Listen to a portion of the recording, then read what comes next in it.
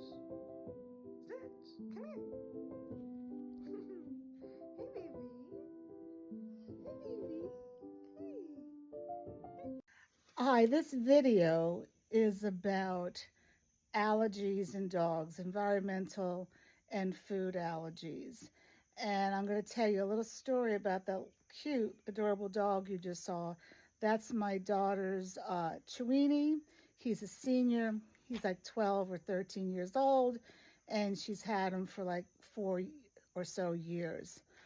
Um, and this video is called Don't Trust Your Vet. Now, look, I'm not bashing vets.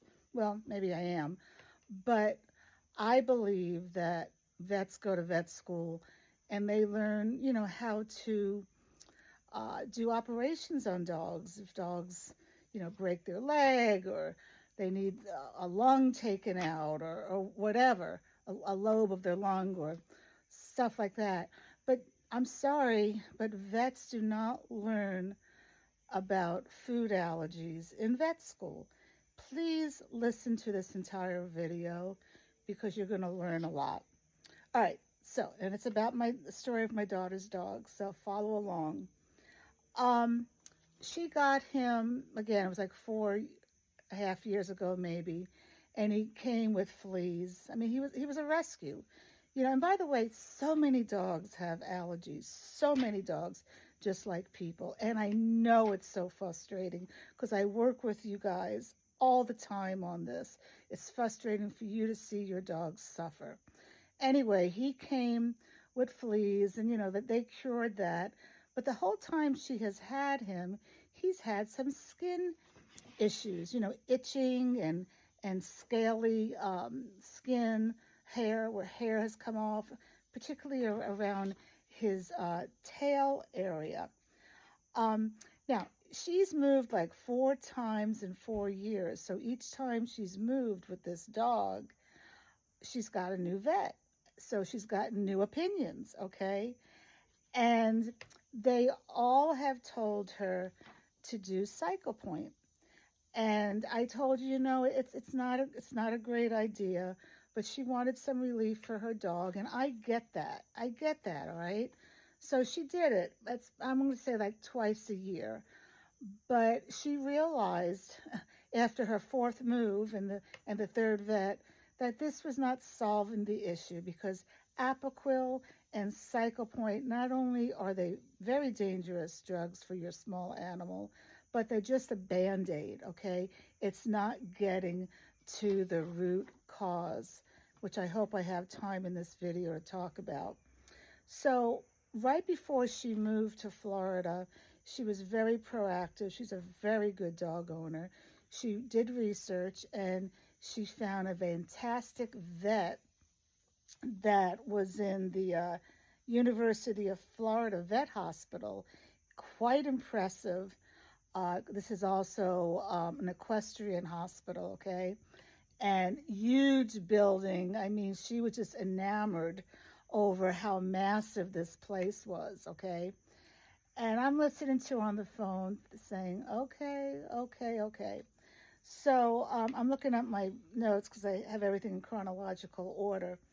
By the way, this hospital is ranked, the University of Florida Vet Hospital is ranked number 7 of vet medical hospitals in the United States. So anyway, she told me that she met with the vet. She loved him. He was so knowledgeable. And she said, they were talking about the allergies, skin issues. And she said, the doctor's going to try a medicine. It's going to be an experimental thing to see if it fixes him. And she says, I'm not going to tell you what the medicine is because, Mama, you're going to think that it's going to kill him. So I said, what is it, prednisone? She was quiet.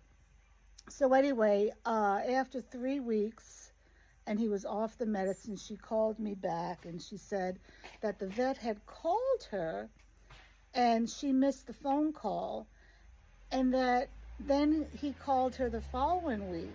And I thought to myself, well, that's a little odd. These vets have time to do this. And so she called back and talked to the vet, and the vet said, "Look, this was the deal that she didn't tell me. He went. The vet put him on prednisone because the vet said, let's try the prednisone. If the itching stops, it's not an environmental allergy. It has to be a food allergy." So he called back and said, "Look, it's not an environmental allergy because he's still having the itching and the skin issues." So he's my hair's a mess today. He said, "Look, he needs to go on a hydrolyzed diet." Now my daughter, she's smart because she does listen to me because I'm cut the kibble, and she knew she was did not want to do that. Hydrolyzed diet is like Royal Canine or Hill Science diet, and he wanted to put the dog on Hill Science diet. And I'm going to digress for a little bit because Hill Science diet in 2019 killed hundreds, if not thousands, of dogs. Google it, because they had excessive vitamin D in the food. I don't know if it was a human error or what. And dogs died, okay, because vitamin D is fat soluble. It doesn't come out of the body. These dogs got toxicity and they died, okay? And that's not the only reason I don't like Hill Science diet or Royal Canine. Again, I don't want to get into that, but it's just garbage. There's no food in it. It's garbage, okay? So, and my daughter knew that. So she said, "I don't want to do that." So he said, "Okay, well, if you don't want to do that, then you need to just put him on an animal protein, for like 6 weeks, solely animal protein, and we'll see how it goes." So I had told her, "Look, I know where he's going." And I do know this because my niece, many years ago, she had asthma and she had to be hospitalized. They put her on an amino acid for a while, and they introduced one single food for like several weeks, and then another single food. They had to do all this, keep it on a record, and it was a lot. And it took a lot of time, it took a lot of patience, and how many people can do that? She was hospitalized for this, and it's not.